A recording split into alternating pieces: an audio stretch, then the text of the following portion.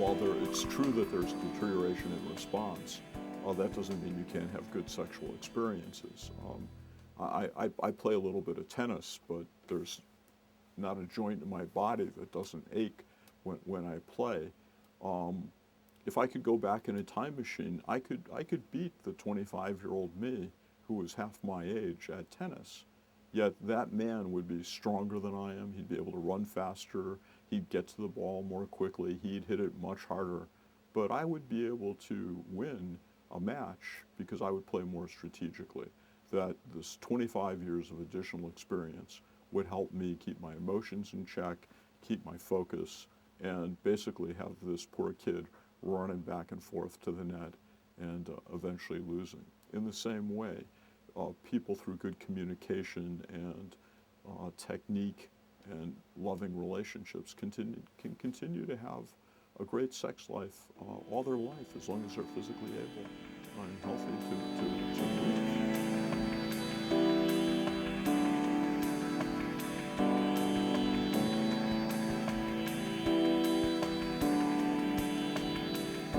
I think if we go back to when I first started doing this kind of work, which was a question you asked me, one of the most common problems at that time was women having an inability to reach orgasm.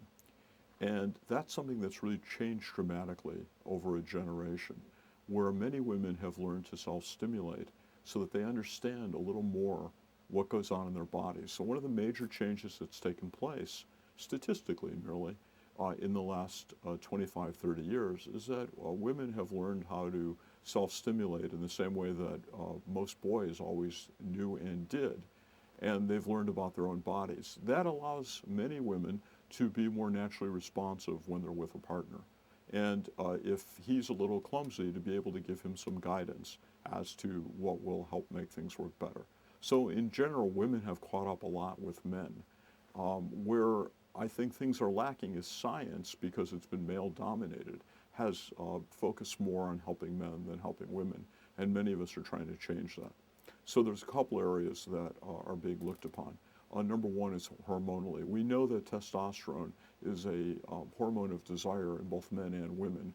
Women have less of it than men do. So how might we be able to provide women who are low in testosterone and needing testosterone that hormone without putting them at risk for other diseases, which we know can come from messing around with people's hormones. So there's concern about the consequences of that, but there's tremendous amount of research going on right now to investigate it, and many physicians are carefully using these drugs on an off-label basis quite effectively with their patients. So that's on a hormonal level. On the level of blood flow, just like men, the vagina engorges with blood. That causes an internal sweating response, which is lubrication. The clitoris swells, and her body becomes more physically sensitive.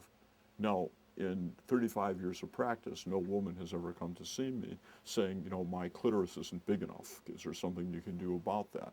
So it's not that these drugs will make somebody's clit so much bigger and that would be a big deal. That's not the situation.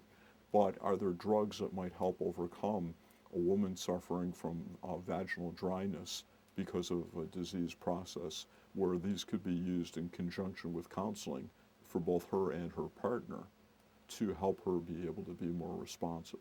And that would be very important.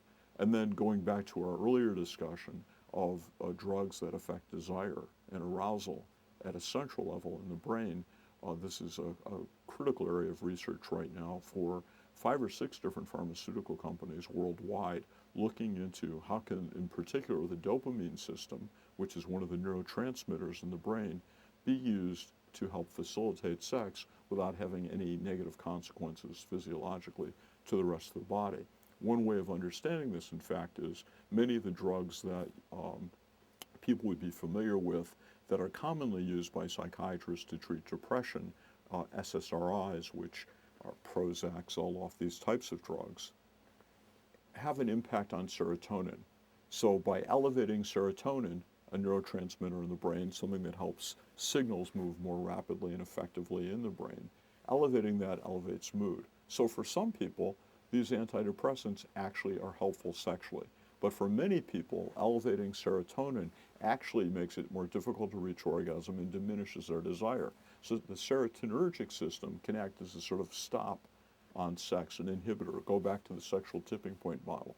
That pharmaceutical can kind of depress a sexual response. And indeed, many of people in my field, physicians will use that as an off-label treatment for premature ejaculation.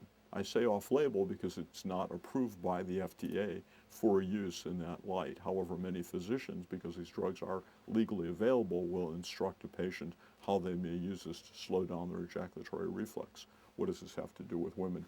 Lots of women, for better, for really obviously for worse, are stressed out, and for better, these drugs do help the mood for some people. But some of these women who are on antidepressants, which are somewhat ubiquitous and perhaps even overused in our society, are suffering from the negative side effects of these drugs. And while they feel a little bit better and they're a little less stressed, their sexual response has been diminished. So if there was something that could be used that would improve mood without negatively affecting sexual function, that would be great.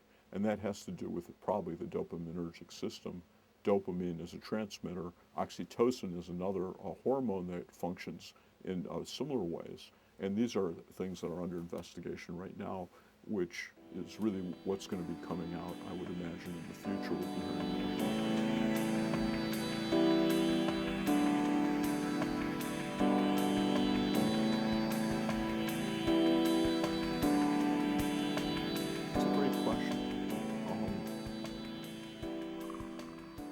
I think the most important thing that I could tell men about female sexuality has to do more with female self-esteem in our society, which is under continuous assault by all the advertising that's going on. And there's been, thousands and thousands of documents written about this and programs produced about this.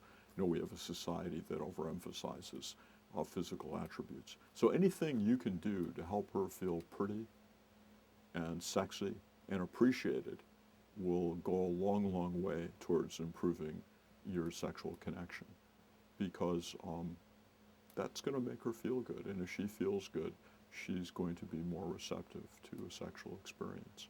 And she's functioning in society that has a lot to